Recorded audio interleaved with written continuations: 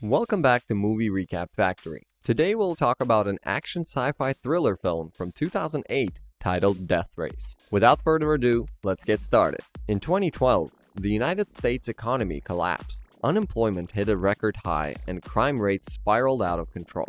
The prison system reaches breaking point, enabling private corporations to run all correctional facilities for profit. Terminal Island Penitentiary streams a series of cage fights live on the internet in which prisoners fight to the death, creating a rating sensation. However, the modern audience quickly gets bored, just like the mob in ancient Rome, and demands more death races. The movie opens with a race between Machine Gun Joe and Frankenstein, a well-known disguised driver accompanied by a female navigator. When Joe smashes Frank's car with a missile in retaliation, Frankenstein is either gravely injured or already dead. However, his navigator managed to escape before the crash. On the other hand, with the downfall in the economy, Jensen Ames loses his job at a steel plant, making him worried about his family's bread and butter. After talking to his wife, Susie, Jensen heads upstairs to see his baby. When he returns to the kitchen, he witnesses Susie on the ground, unconscious. Before Jensen can understand what's happening, a masked man sprays his eyes,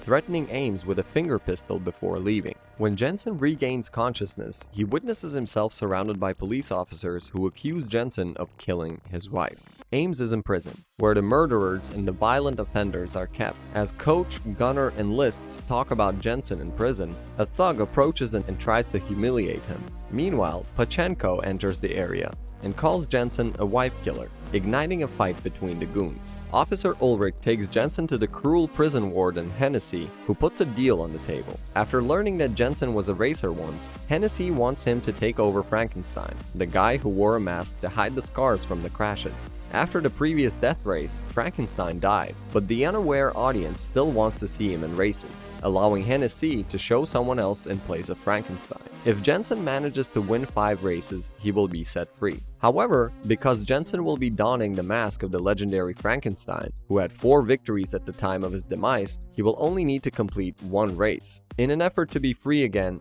Jensen accepts the offer. Soon, Jensen is introduced to his team members, Coach, Lists, and Gunner, who later tell Jensen that each team has their own shop. Nobody knows he is Frank except his team and some guards loyal to Hennessey. While they talk, Hennessey can hear and see them. The team shows Jensen his racing car, Mustang V8 Fastback, which has a customized protection package with 3/4-inch steel plate, front and sides. Besides explaining the car's specs, Coach warns Jensen not to attempt to flee, as Hennessey has got electric kill switches in all guns in the cars. Moreover, they're kept on an island where the only way in and out is a small bridge, making it impossible for them to escape. While sitting in the courtyard, Coach reveals that the race occurs in 3 stages over 3 days. In the first 2 stages, the racers try to eliminate as much competition as possible while remaining alive. It is the 3rd stage where speed counts. Jensen will have a navigator, Miss Case, who will help him navigate the course, reload the weapons, and help with the cars running.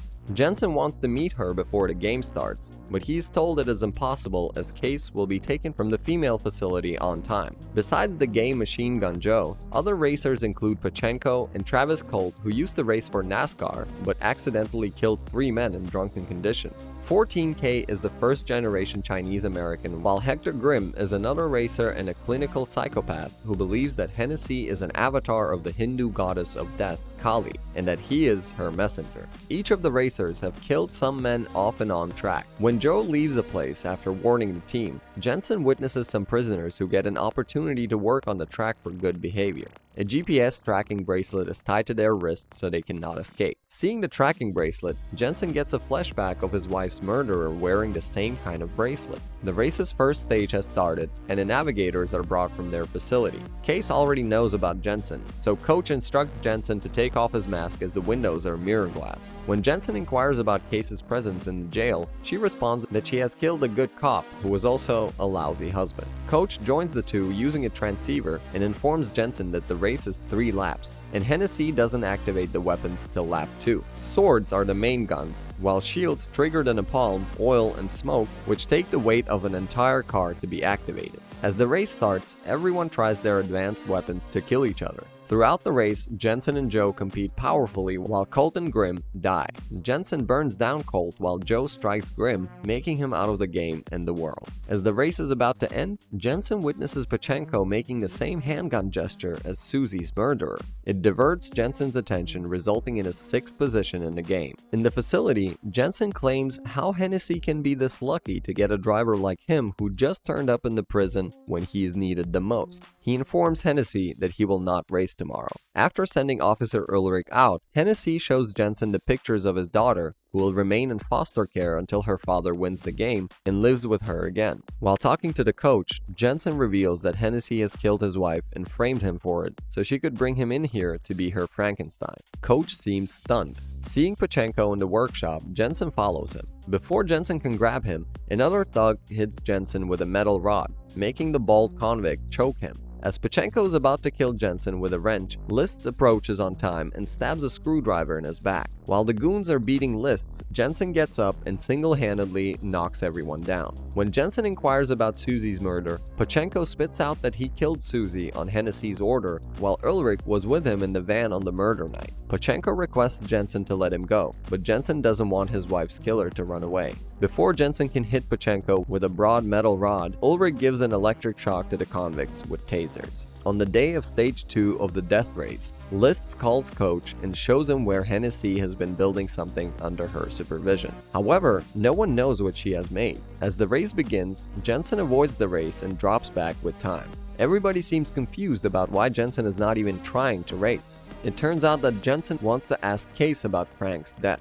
When Jensen warns Case, she spits out that she sabotaged Frank's rare weapons because Hennessey didn't want him to win the game so that he could remain in racing. As Frank refuses to quit, Case only ensures he can win because Hennessey said she would sign her release papers. Case claims that she didn't kill Frank but stopped him from winning, which resulted in his demise. After hearing the truth, Jensen returns to the game and kills Pachenko by getting out of the car. Seeing that she is next, Hennessey orders to release the Dreadnought, the vehicle she has been working on for months, fully armored with fires, cannonballs, and bullets. Soon, the monster starts killing the races, including 14K. To combat the beast, Jensen hits on an idea to use Joe for this purpose. Calling Lists, Jensen instructs them to connect the car with Joe's car. After the players discuss what to do, they take their vehicle on the deadhead together, making the metal rods come out and crash the Dreadnought. The race ends with only Jensen and Joe reaching the last stage. Joe thinks that Jensen is somehow related to Frank because he even sounds like him. However, Jensen denies the fact and acts casual. On the other hand, when Ulrich inquires his boss about the situation, Hennessey responds that they must kill Jensen, but not Frank.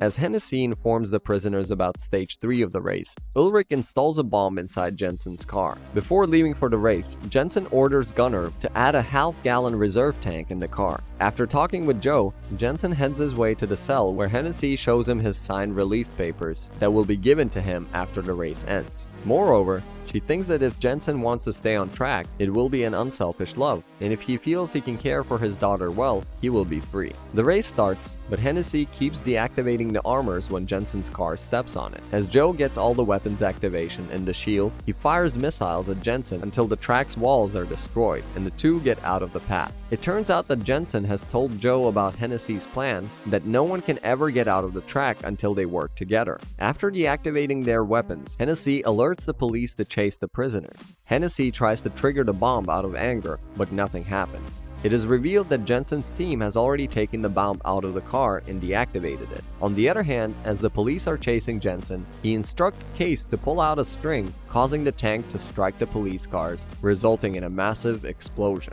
Because Hennessey has already given Case her release papers, Jensen has devised the plan that Case will drive the car as Frankenstein while he will quietly get out of the car and escape. Soon, Case is arrested while Joe and Jensen escape the prison with the assistance of an army truck. While Hennessey and Ulrich celebrate their success, Ulrich brings a gift box to Hennessey's office, blowing the whole building away. It turns out that Coach has sent Hennessey's own bomb in the box and turns it on as the gift reaches the office. The movie ends with Joe and Jensen living the life of an honest man in Mexico, while Case has just been released from prison and looking forward to starting a new chapter of her life with Jensen and his daughter. If you already watched this movie, share your reviews with us in the comments below. And before you go, make sure you like this video and subscribe. See you in the next one.